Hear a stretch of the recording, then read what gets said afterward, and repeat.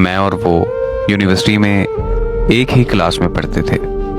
सब ये समझते थे कि हम दोनों रिलेशनशिप में हैं, जबकि ऐसा नहीं था। हम बस एक अच्छे दोस्त थे और यूनिवर्सिटी के 4 साल कैसे गुजर गए पता ही नहीं चला। यूनिवर्सिटी के बाद हमारी फोन पर बात होती रहती थी। वो लड़की इतनी अच्छी थी कि मुझे उससे मोहब्बत हो गई। तो मैंने एक दिन उससे पूछ लिया कि क्या वो मुझसे शादी करेगी। पहले तो वो चुप रही, फिर कुछ देर बाद वो कहने लगी कि मैं बहुत छोटी थी जब मेरे माँ बाप इस दुनिया से चले गए थे। मेरे चचा और चची ने मुझे पाला है। मेरी शादी उन्होंने अपने बेटे से तय की हुई है। आप बहुत अच्छे इंसान हैं, लेकिन मैं आपसे शादी नहीं कर सकती। आपकी किस्मत में मुझसे अच्छी लड़की होगी।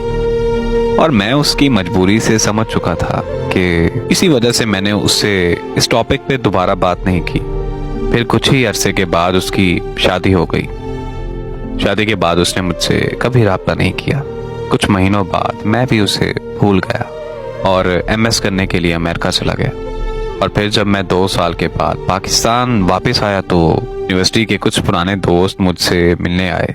उन्होंने मुझसे महविश का जिक्र किया तो मुझे उससे मिलने की चाहत होने लगी। मैं महविश के चचा के घर चला गया जहां वो रहा करती थी।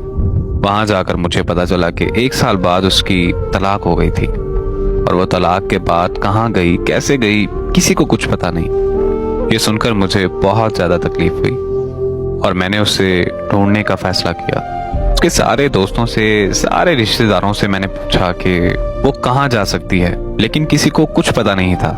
ढूंढते ढूंढते 6 महीने गुजर गए, लेकिन उसका कोई सुराग नहीं मिला। एक दिन मैं दोपहर को सो रहा था और मैंने ख्वाब देखा कि दाता दरबार की सीढ़ियों में बैठी रो रही है।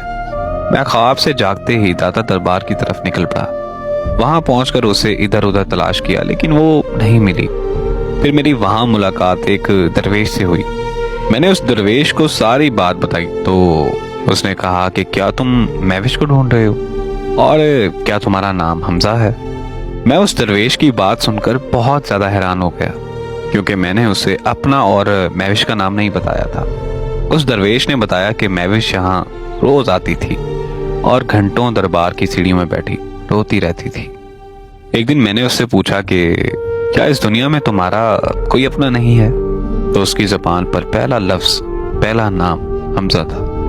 मैं उस दरवेश की बात सुनकर बहुत ज्यादा रोने लगा। फिर मैंने उस दरवेश से पूछा कि बाबा जी क्या आपको उसका पता है। तो बाबा जी ने कहा कि हाँ मुझे पता है, चलो तुम्हें ले चलो। बाबा जी मुझे एक कब्रिस्तान, एक कब्र पर ले गए और उस कब्र पर महविश का नाम देखकर मेरी रूह कांप गई। महविश का ऐसे दुनिया से चले जाना मेरी दुनिया का सबसे बड़ा रोग है। मेरी दुआ है कि अल्लाह पाक महविश को करवट करवट जन्नत नसीब करे। आमीन।